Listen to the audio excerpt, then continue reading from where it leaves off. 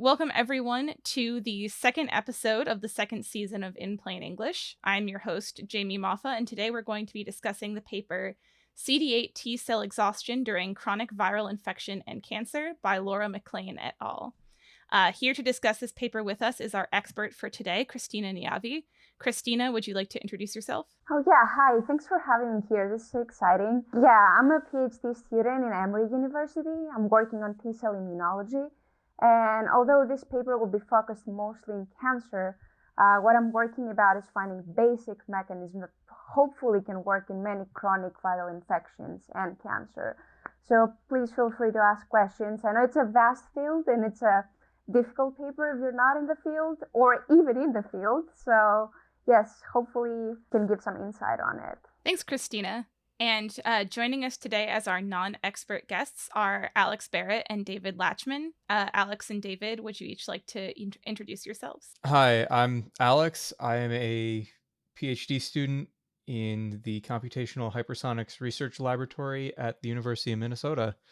I study multi-phase flow simulations. I'm David. I am a graduate student in journalism. I also used to be a graduate student in physics, but I was not studying anything like this in this paper.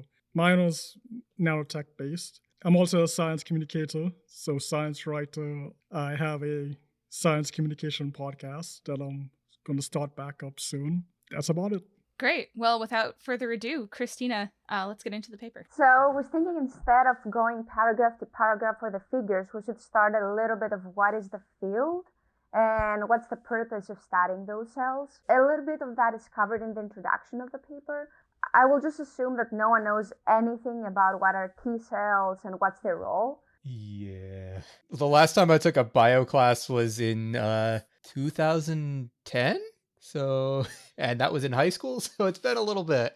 A lot has happened since then, but actually this decade or so has been the exciting years for the field, I have to say. I'm sure you know the general idea that the immune system is how we fight any kind of pathogen that comes into our body, whether it's a virus or bacteria. And the same mechanisms are sometimes different as the ones against cancer. So the T cells in general, and CD8s are a subset of these that I'm working on, are the actual soldiers, the fighters that go to the first line. I want you to have this in mind. And they have many different weapons to either to kill a cell that is virally infected or a cancer cell. So they may just throw some molecules that disintegrate the threat, or they may engulf it, or they may give signals to other T cells that can kill instead. So there are many different troops in this army.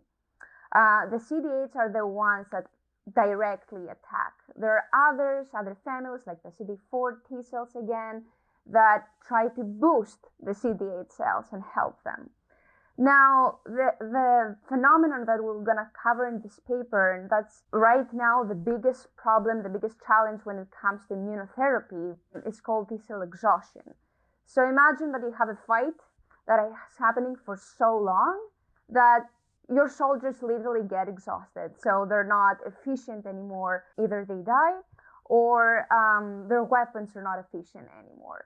So what we're trying to do is to find the biology behind it. How is this happening? And how can we boost the cells again to work, to last longer, or to proliferate and give more soldiers? In any case, try to make this more effective. At least when it comes to chronic inflammation, whether it's a cancer that you have for many years or a chronic viral infection like HIV, in this case, we consider that this is a bad thing to happen. Towards the end, I would like to touch the point that T-cell exhaustion is not necessarily a bad thing, because you can also have autoimmunity. And in this case, you want the cells to eventually die because you may have too much inflammation at some point. So for now, we'll just say that the exhaustion in which the cells get dysfunctional for working too long, and we're trying to do something to reverse this. And so the first part of the paper is talking about what mechanism we have identified so far that seem to cause the problem, and some efforts against it. So there are some molecules that they called inhibitory receptors. These are some brakes that the cells have. We naturally have them in our cells, in our CD8, and all our T cells are soldiers. So when you have an infection, if it's an acute infection that you have, for a week or so, like the flu, and it gets cleared, it means that your T cells are working well, the virus cannot stay longer. In this case, you want the cells at some point, those extra cells, to die so they don't cause more inflammation after they kill the pathogen. Basically, T effective cells are during the infection, and those are the ones that are actively fighting the virus or cancer. And then when that infection is gone, then they start dying off, and it looks like a few remain as memory cells. So that is actually happening when you have an acute infection. There are differences when you have an infection that lasts a week or so, or when you have a chronic setting like HBV or HIV. And those longer term ones prevent the cells, or those cells, from dying off or becoming memory cells. So those longer term infections, they give signals to the cells all the time that you have to fight. And this is when they become exhausted because they cannot do it forever. So this is the exhaustion part. The memory part that you mentioned, this is a mechanism that we have, and it works when you have an acute infection. So when it's only a week or so, yes, most of the cells, after they clear the virus, they will die. But some of them, they will change to another state, the memory that you mentioned. And memory means exactly as we think about memory. They remember that they encountered the same pathogen before, so next time that you can potentially be infected with the same one, then you have soldiers that this time are super ready, trained from before, and they're ready and more efficient to fight. This is the thing that we wish we had in a chronic setting, but we don't, and we try somehow to create it. Yeah, so it seems like inflammation is a part of the process that kills off the T memory cells. How does it do this, and are there any other processes that kills off these cells? So yeah, the T cells are dying naturally after a little while. In this case, easier. They get a lot of molecules that, like a cancer cell or a virally infected cell, disseminates a lot of molecules that they're signals of damage, or they inhibit the cells of producing new cells. So they give all those molecules that inhibit the natural way of T cells working, and that's how they die, and they cannot have progeny, and this is how the whole problem starts. Yeah. Can we just treat inflammation to stop this process, or why wouldn't that work? So yes, this is one thing that we're trying to do. So you're really spot on. One of the things that we're trying to do is make our cells of not being affected of those molecules. But in a living organism, it's really challenging to do. But actually, one of the main ways that this is working, maybe I would say the gold standard at this point in immunotherapy, in cancer immunotherapy, and FDA approved in some cases, is working the way that you're thinking. So we throw some molecules, they're called monoclonal antibodies, that they target specific receptors on our T cells. Well, maybe I should take it another way. So our cells have receptors for all those signals. And those receptors are like Lego pieces. And when another molecule that gives the signal binds on it, then a whole wiring inside the cell is starting, and mechanisms start. Either it's a proliferation mechanism, or a fight mechanism, or a cell death mechanism, like you mentioned. So what we're trying to do is to throw one of those molecules by injections that will bind to the appropriate receptor / Lego piece and stop the cell death. So you have the cells working longer. So this is what has worked mostly in the clinical setting. But there are still challenges because not every cancer, for instance, is the same. It has not worked yet for any chronic infection, although all the studies that have happened in animal models, mostly in mice, have started by viral infection models. Not every patient is the same. And usually it's more than one signals that causes the death or the proliferation and everything. So although we do have this drug, this monoclonal antibody, this molecule that we're using, it's not enough. And this really will take us to the last part of the paper, and then we can go back. How can we try to make this better? One way is to try and find all those receptors that cause this problem and try to block all of them, or 2, 3 of them, as many as we can. Another way is to combine and make a cocktail of many different molecules that will give different signals to a cell. So for instance, a monoclonal antibody may inhibit death. We may also throw in there another molecule, another protein, that gives a signal of, hey, cell, you should proliferate now. So we can help and boost this production. We may throw another molecule that will give the signal to the cell that, hey, you should work and fight harder. And that's the whole challenge right now. Find, an appropriate cocktail to give that is also easy for the patients, because you cannot give a regimen of 100 things that may cause side effects to the patient. How many injections they may get. You don't want to inject people all the time. And up to this point, this is the best route for this. Or we try to combine it with more traditional ways of cancer therapy, like radio or chemotherapy. So it's all a game of what works in what cancer or viral infection setting, and different types of cancers have different results and success rates. So this is the best that we have so far, the one that treats the clinical setting. Another way that we're trying to use, and again, it starts by trying to understand all the mechanisms of how the cells, the T cells, are working, what affects positively and negatively or their functions, is another method. You may have heard about it. It's called CAR T cells, C-A-R-T. So, and we've actually, I think it was this year that we celebrate 10 years of the first patient that received CAR T cells and was successful in treating cancer. So CAR T cells are actually T cells that we get on a plate. We culture it, and we're trying to genetically engineer them. So we take the actual fighters that we have, but because we know what weapons are necessary, or, as you said, how can I prevent them of being affected of those death signals?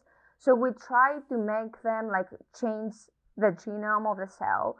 And then when we make those ready super soldiers, then give them back into a patient. It's still not perfect. Even those cells can get exhausted. But this is also a material of study right now. Again, how can we make even those super soldiers stay longer? And going back to Alex's question before about memory, how could we, in the chronic infection setting, make memory cells? This is something that we would love to have. It's very important, and it hasn't been shown in the chronic setting. We need to have memory cells for any kind of threat that comes against us. Yes, we talked a little bit about the functions of the cells, but yes, most of the paper covers all the different ways that a cell can get affected. So when you have this chronic inflammation and all those different molecules that come out of the cancer cells and the viral infected cells, there are many levels that can be affected. So we talked a little bit about the cells getting proliferating and the self-renewal, and that, the contrary is the cell death. The other thing is how much killing capacity they have, that we also covered a little bit, but we didn't talk about what mechanisms exactly are getting affected. It can be their RNA, it can be their epigenome, it can be their metabolism.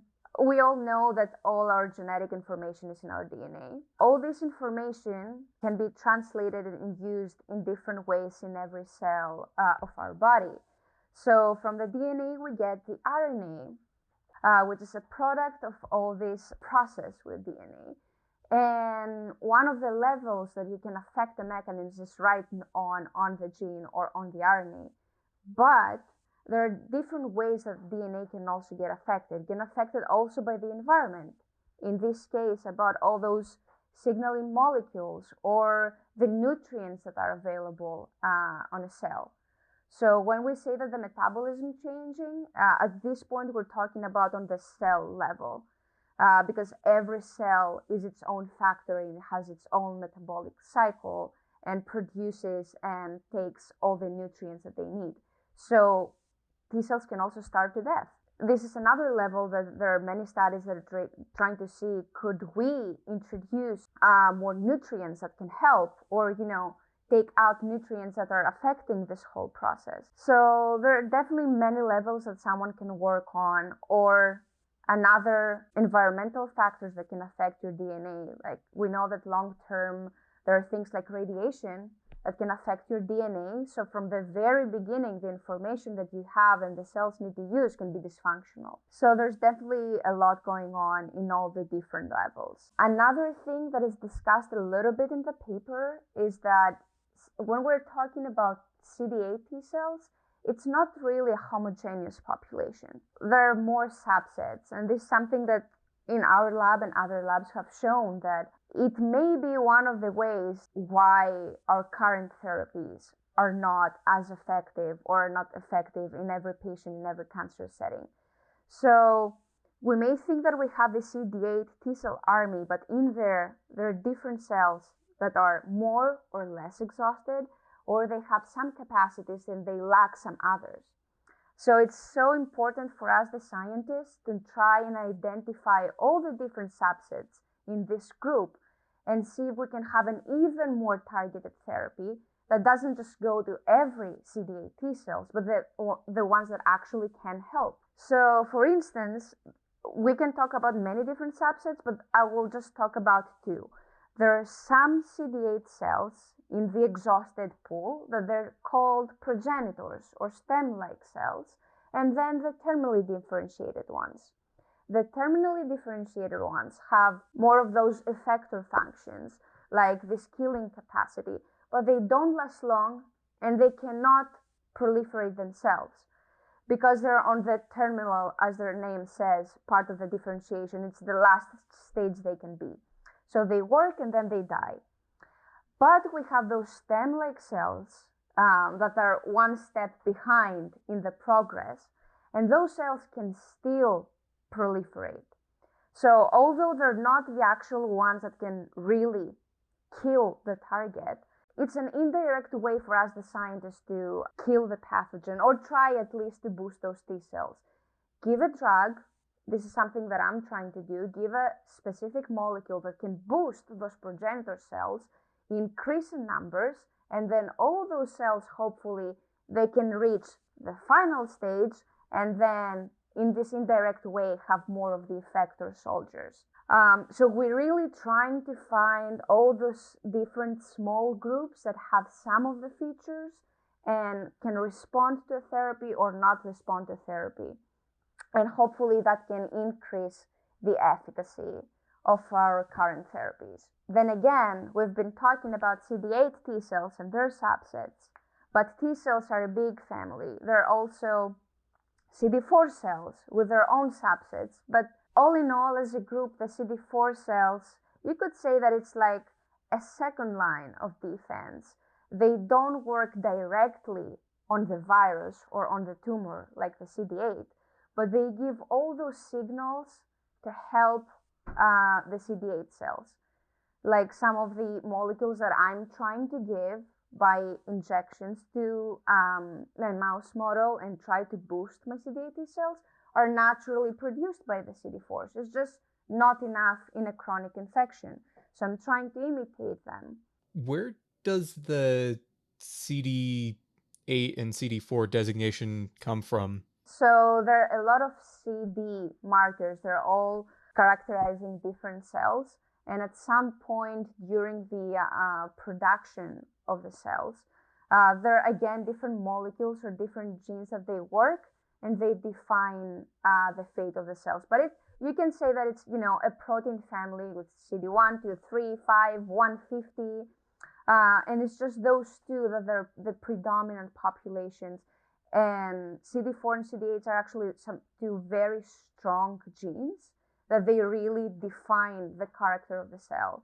Other ones can give, like CD150, for instance, can also be part of a CD4 cell, another gene that is expressed and another protein coming from that.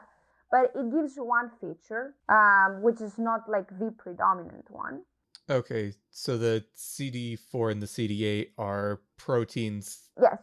It's the main proteins that they may, well, it's not a great analogy, but they may define if this is a tomato or a potato.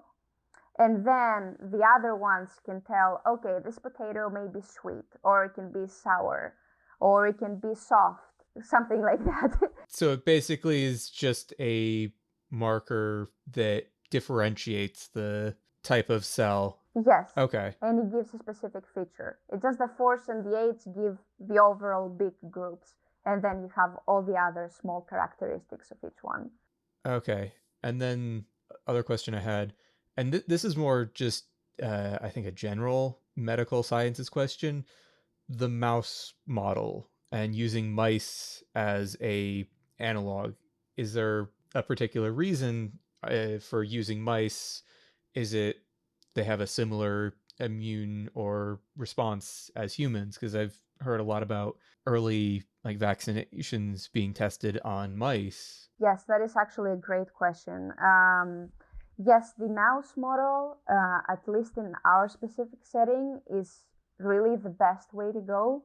Of course, working with animals is a very big discussion, and we're trying, of course, we abide with many bioethical rules about it. So we're not happy, but in this case, it's definitely the best way to imitate, as you say, a human organism. And at the same time, the virus that we're using in most of the T-cell labs working on this specific phenomenon, it's called LCMV. It's a rodent virus, but it has all those features that in a human would make a chronic viral infection, like a systemic, like in your whole body, immunosuppression. So it gives us the strength that we can look in all different tissues how the therapy that we're going to give is going to work. The thing is, as with COVID, this virus also has strains, and every strain has different features. So it also has one of those strains that creates an acute infection, like the flu, that clears, in a week or so.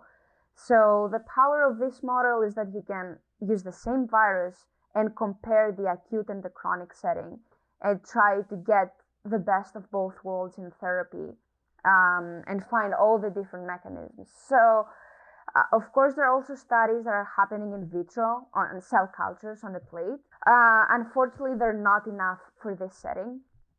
But the mouse in general is the closest we have to the human genome, and very comparable.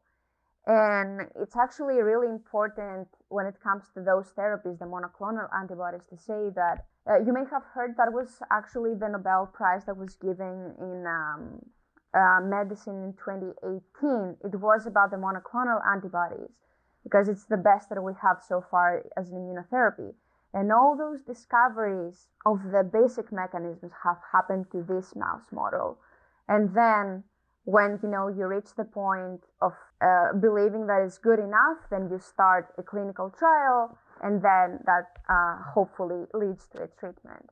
So it's been a very powerful model, and it has been used for so many years. So it's very well established. Almost everything that we know about this model, we understand it very well, so we can use it. So it's definitely very powerful and very necessary in this case. This may be delving back into the history of the field of immunology. I know, at one point when they were looking at it to treat cancers, some scientists were saying, and I may be wrong here, that this would be difficult because, the cancer within our cells has the same genetic makeup, and so our body doesn't quite mount an immune response because it doesn't, identify it as a threat. Reading the paper, it seems like there is a sort of an immune response. Does that apply for all cancers, or is it just like a select case? And does that mean that for some cancers, immunology won't work, or? So yeah, that goes back to the question why our regimens so far are not working to every person or every type of cancer. Yeah, the truth is that every cancer is different. It can be hereditary or it can be acquired, but again, radiation or other things in your environment that affect your DNA. It can be an accumulation of mutations. So like the strains of the viruses, the same thing happens in humans as well. So every cancer can work differently.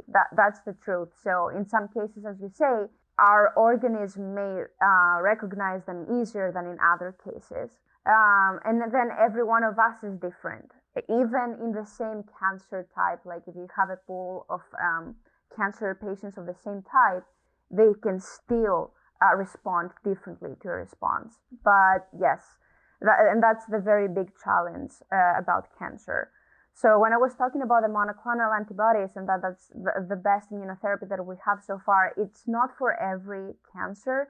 At this point, it has been very successful for 2 or 3 types like melanoma, but it's not working equally the same. Yeah, that's the truth. So we're trying to go back to this mouse model, working with viruses, working with different kinds of tumors on the mice again. We're trying to find a general mechanism, hopefully, because there are many similarities on how the T cells respond in those inflammations, but there are also differences. And it also, when it comes to the tumor, to the cancer, that it's even more diverse.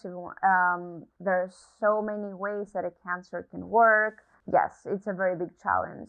And how accessible the cells are to the treatment, or how targeted, how sensitive your treatment is. Or again, you also don't want to have off-target effects, because you may give something that will give side effects as well. Because you want to give something strong to kill a cancer cell. But if it's a molecule, like, as I said, many times we try to imitate what our body would do, but just give more of this, it can become too much. Yeah, that's the whole thing. So a typical project for me, for instance, to give an example, is infect mice with this chronic virus. And when they reach the point of having exhausted cells, because that takes like a month or so, then I try to give different proteins, different molecules that I know and I have studied the biology behind it, that there are molecules that will give a sign that now you need to proliferate, or now you need to work harder and fight. And I give different doses. I wait different time intervals between doses, because usually one dose is not enough, and then you have to find the appropriate time that, the response goes down and I need to boost them again. And that can be different for every single cancer type and infection. Yeah. So sometime during the pandemic, I think this is just before we started getting vaccines, there was this question of how long that immunity would last, right? Whether we would need ongoing boosters, forever, or, one shot is going to do it for us all now. And I guess we know now is like, we're going to need boosters. What exactly is the process there that, we can't get this memory in place for certain viruses, like, say, COVID? Mm-hmm. Yeah, the memory is definitely the biggest challenge. And at least when we're talking about the vaccines, I will have to touch a little bit on another immune cell, the B cells. Another troop, if you want to say, of this army is the B cells. And we mostly know about them through the vaccines, because these are the ones that produce the antibodies, which is what mostly people are familiar with when we're talking about immunology, which are those proteins that are like targeting specifically each threat every time. They're produced to be targeting each specific threat. B cells have their own mechanisms, but the idea is the same in both B cells and T cells. that if you cannot make them last longer to reach the stage of the differentiation and they die before they reach that, you don't have the memory. But it can also be a dysfunction. Again, as you said, like in cancer or in COVID or in any case, it can be a dysfunction that hinders the cells of reaching this potential, or it may trick the cells to reach another fate. So there are many cells that can easily change from one character, let's say, or feature to another. So with all those inflammation molecules that are around, a cell may be either hindered or tricked towards a different fate.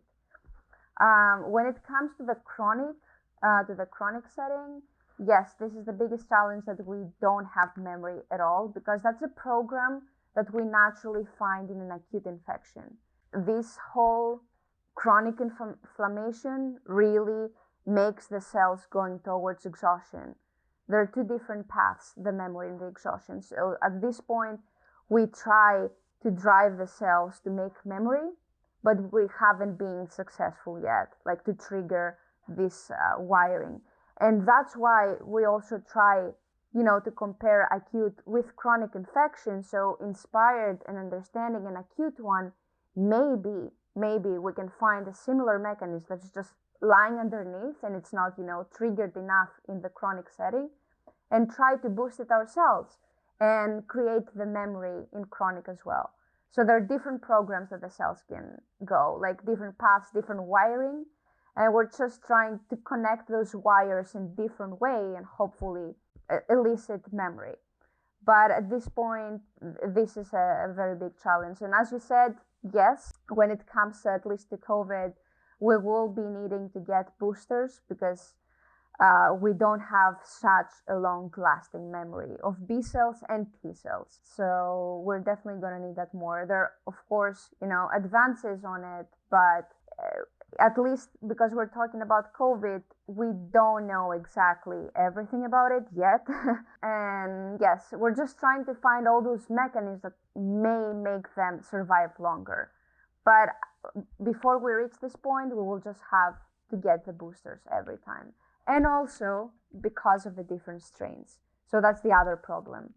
The virus is evolving all the time. It's mutating.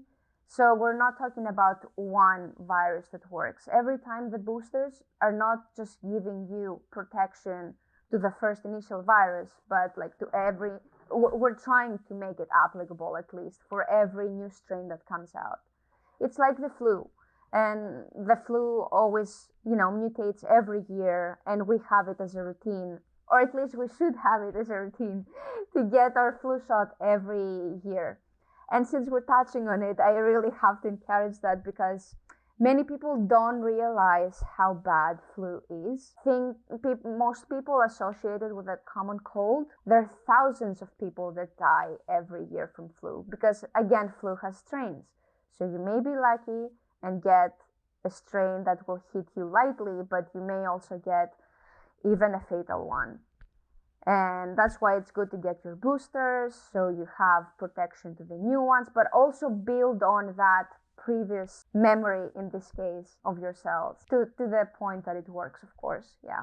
You mentioned there's a difference between B and T cells. So from what it sounded like you were saying, B cells are more creating the antibodies that neutralize virus or infection, whereas T cells are more the actual, they remove the cells. So yeah, you're quite right that there are two different troops that work in different ways. All the previous years and all the vaccines that we've been having at this point, we had a better understanding of how the B cells work, and yes, they produce these antibodies, these proteins that work on every specific virus.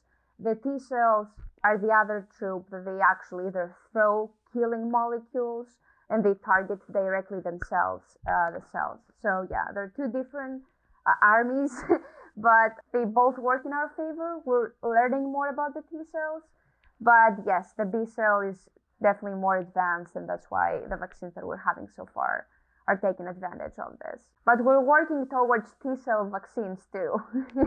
I kind of like to simplistically describe the T cells are like melee. They get right up on the infected cells and they kill them. And the B cells are ranged. They like stand back and they shoot out antibodies. Bringing D&D into this. That's really good. Yeah. So they're two separate components that that work together in order to effectively protect your body from infection and diseases. Exactly. Yes. The one common thing that they have is that they're part of this immunity defense that is specific for every specific virus, every specific cancer, because these are the specialized troops. That's how I'm going to call them.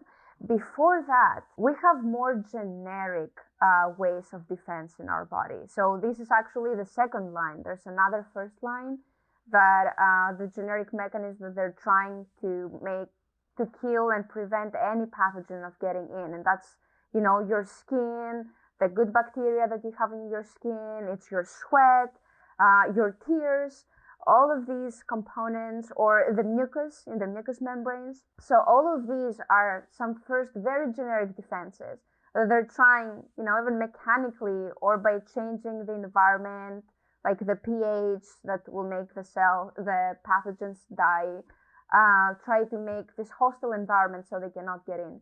If they get in, then you start having those B cells and those T cells that get signals of, hey, something foreign is coming in, and then the whole process starts of them waking up, getting activated, try to learn about its specific threat, unless you have memory from another time and you already know what you're going to encounter.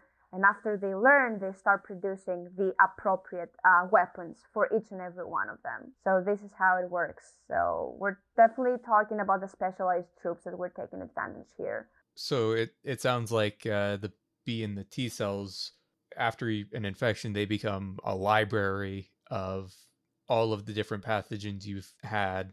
That's a great way to say it, yes. And this is why kids, for instance, they get sick all the time because they don't have this library. And they build on that, and that's why, also the parents, we do all those childhood vaccines. So we trick ourselves that we're getting those viruses. So they start producing and making those libraries, although you don't get sick, or you get, lightly sick because of the inflammation, as a vaccine is supposed to do anyway. So you build on this library before you reach the point of not being prepared later on for the actual virus. That's actually a great way to say it, yeah. Yes, then again, this library may change over the years because we're going back to what David said. Memory doesn't always work, or, after a while, it faints, or all those memory cells may work, or those memory cells may start dying. So when you reach old age, for instance, again, your immune response is not the best. And that can happen for many reasons. It can be because those libraries are starting fainting, those cells starting dying, or the actual mechanism of producing again new antibodies, new memory doesn't work as efficiently, even if it's like the same viruses someone else can get in a different age. There's also a term that is called inflammaging, which means after the years, as you get older, and many of those natural defenses that we have start becoming dysfunctional because of the body decline, which is natural to happen, then you may have all those kind of chronic inflammations that are happening just because of age, and they can contribute to the whole problem of someone not having a good immune response. That's why it's also super interesting and very useful not only to find a new drug, a new immunotherapeutic, but also try it in different age groups, because every age group can work differently. It can be more susceptible to the infection, or it can also be more sensitive to the therapeutic and need different dose. It may get toxic, for instance. So age is also a very important factor, and also sex is a very important biological factor. And more and more studies are trying to incorporate different factors like this, and also social factors, anything that can affect every single person and every single organism. Yeah.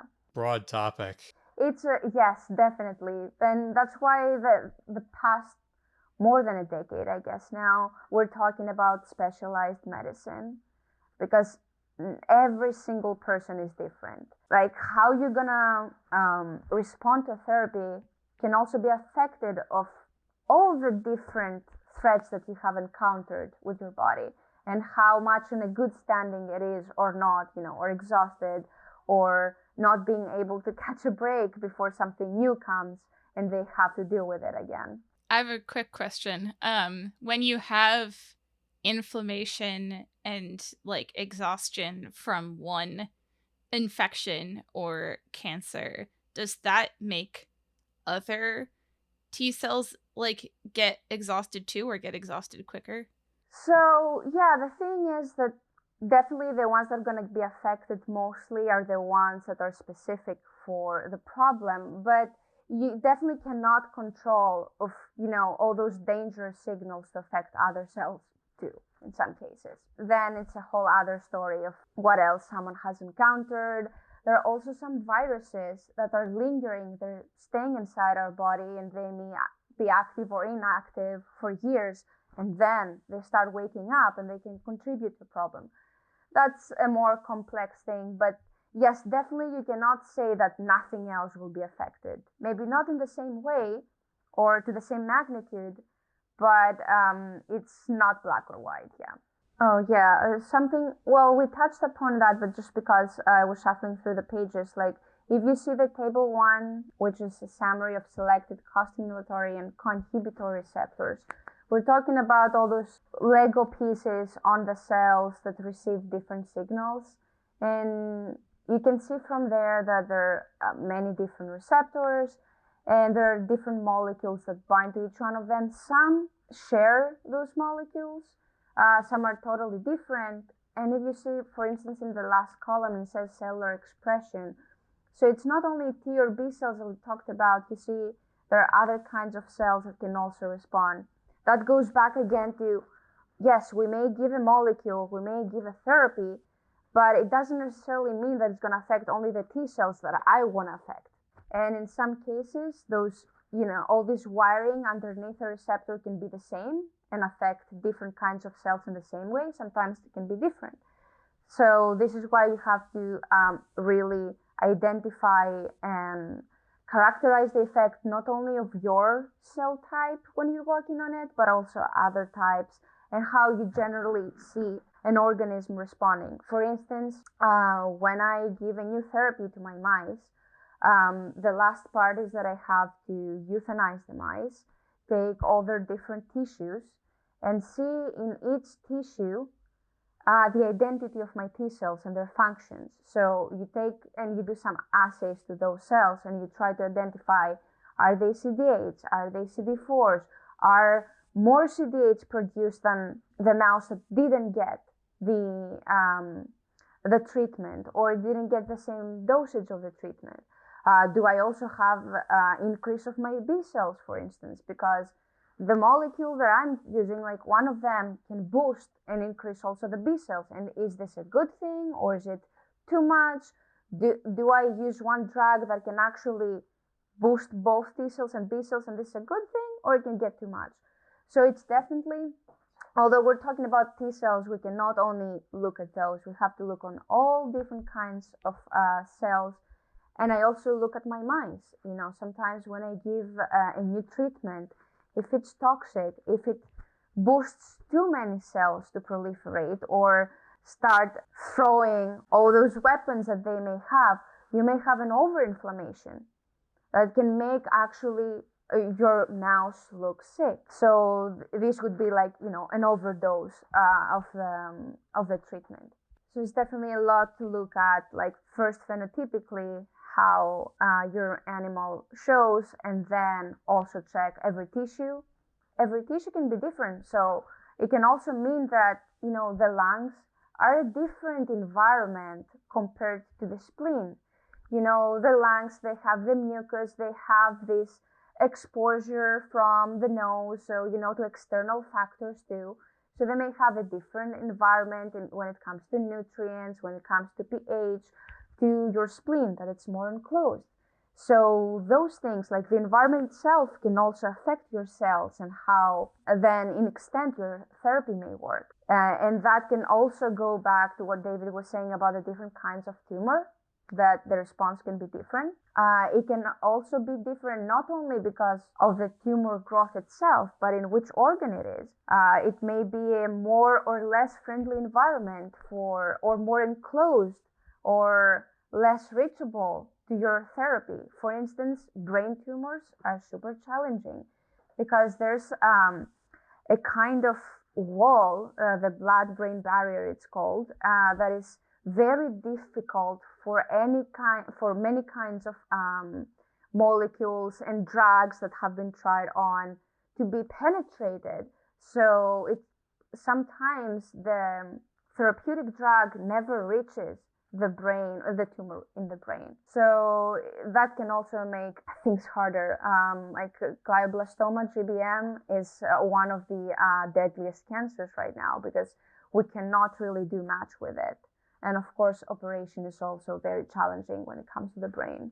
Just in regards to you mentioned tests or looking at the different tissues. How do you go about identifying the different cells within the tissues and then I assume you're taking small sample sections from each of the tissues. How do you extrapolate that to the rest of the mouse as a whole? What we're doing is that we excise, as you say, every tissue, every organ by itself. Then one of the main techniques that we do is that we pretty much mask the tissue, and that will lead to having small cells that are out of the tissue, because many cells together, they create a tissue.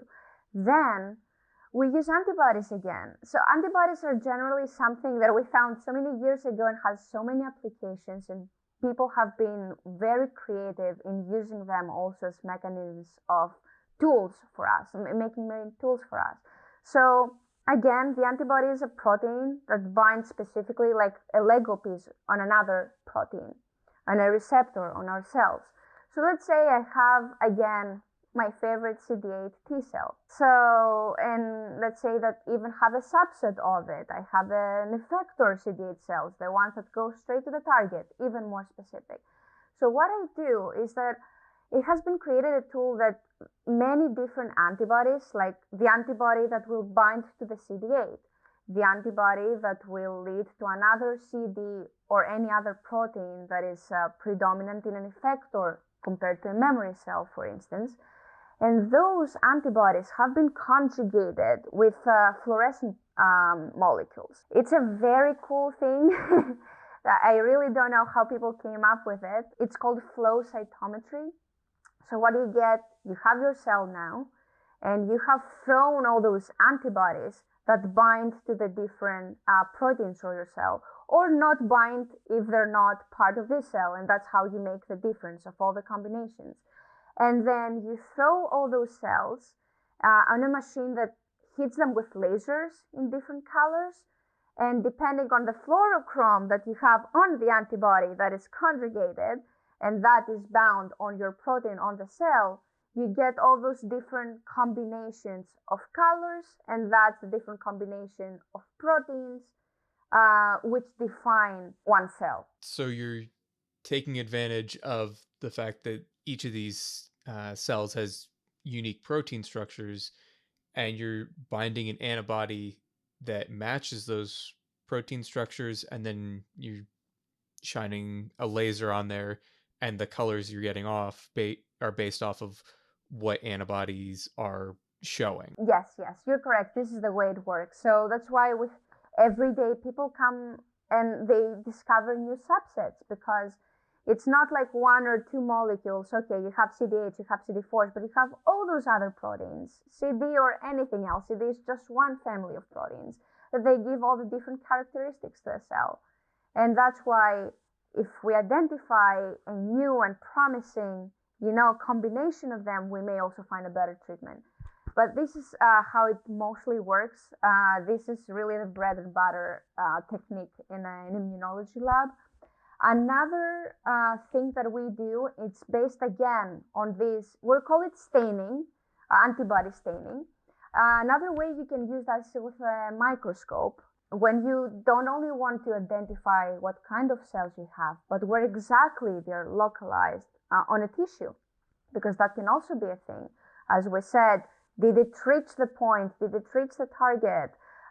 Or how many cells went? Or are they on the part of the tissue that is friendly or not friendly for a cell to survive? Or they're close to the part of the tissue that is producing cells or not? So in the same way, when you have a microscope that again works with lasers, you can take sections of your tissues. So you cut sections of your tissues and you put, in this case, on the section, all those different antibodies with the fluorochromes, and then you can see where they're localized and if they reached the region that they were supposed to. These are the main techniques to recognize the identity of the cell, and if they have those receptors that will make them fight better or live longer. Again, this is not enough. This is the first indication that, well, your therapy worked or didn't work in terms of like, oh, I see that those cells change their character. They seem more prominent in killing, for instance. But producing more of those receptors, again, it doesn't mean that the receptors will work. So the next step is that you do also other assays. You may take your cells, you may put them on the disk, that's another thing, and then throw again all those molecules that stimulate them and see, can they get activated? Can they actually proliferate, or they just have the protein lying around? So then you go to what is called the functional assay. Some of those later tests are needed to identify the exhausted cells. Actually, not only the exhausted cells. Yes, definitely you want to compare their function, but it can also be your effector cells as well. And this is usually what you do. You want to compare an exhausted cell, if it's changed or not, with what would be a good effector. So it's applicable there, but it's applicable to other kinds of cells too. And there are different techniques to see if, because we talked a little bit about the B cells, there are different techniques of seeing if your antibodies are good. You may take antibodies and see if they're actually binding on a plate on the proteins that you want. So we really take advantage of binding of antibodies as tools. That is definitely one thing. And if we go back to the virus, sometimes, okay, you look if your cell changed, you look if your T cell seems to be more functional, but you actually have to measure if the viral load has changed in the body. So one thing that we do, at least with the mice, is that we also take either part of the tissue or the serum from the blood of the mice, and we put this on a cell culture. This is a technique, it's called a plaque assay. So the idea is that you have some cells that you dye them so you can visibly see that, okay, I have a plate that looks all red because all those cells have a red dye on them, for instance. And then you go and you throw these cells that are virally infected or the serum that has the virus, and you go the next day and you see if you can still see those cells, or if they're not there anymore, if you don't see this red bottom, or if you see small spots. And this is a way to see if there's still virus around, because if there's still virus around, it will kill those cells, so you will not be able to see them anymore. It sounds a little bit more complicated, but the idea that I wanted to give here is that you may think that you made the cells competent, but you always have to actually check if the viral titers have been decreased after every therapy you give. Viral titers when it comes to an infection, when it comes to a tumor, when people are working on a tumor, they measure the size, for instance.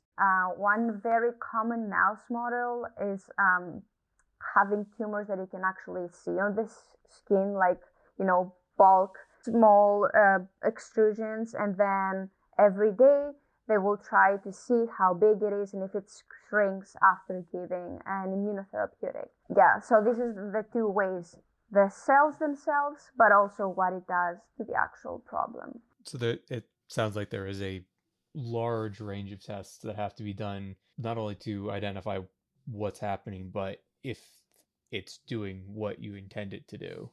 Yes, exactly. Yeah. Thank you for your questions and your comments, because, yeah, the whole point is to really leave the specifics of the paper and go to the actual use of all this and what people need to know, in simple words, and where the field stands right now, what's important, what's a challenge, and how much work it takes until you get the result out. So this is really more important, the CD8, CD4 nomenclature of the paper and all the molecular pathways that they really avoided to talk about. Yeah. So I guess on that point, then, I want to end by asking all of you a question, which is, what is something that you are excited to see from this field going forward, knowing what you do about it now? Well, what I would like to see is eventually, like, what therapies come out, because I know, like, the research process is a very long one, and especially, like, when we get to a therapeutic drug or treatment. But, I would like to see what comes out eventually.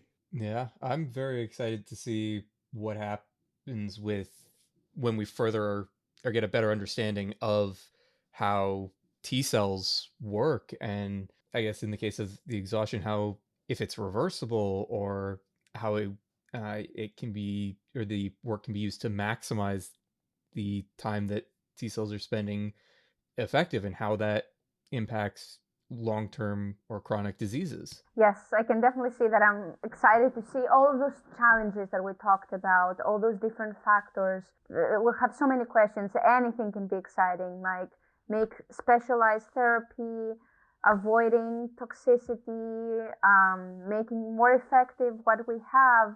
Everything is exciting. And of course, as a scientist, I'm also curious about all the basic science behind it, but also the application going further, or going, to also chronic infections, more cancers. And if I can add one more thing that comes to mind right now, very important, is like also minimize the cost of every therapy. That is definitely one thing that, as science proceeds, we can, create a drug easier and minimize the cost and make it more available. Of course, making it more available to everyone, for sure.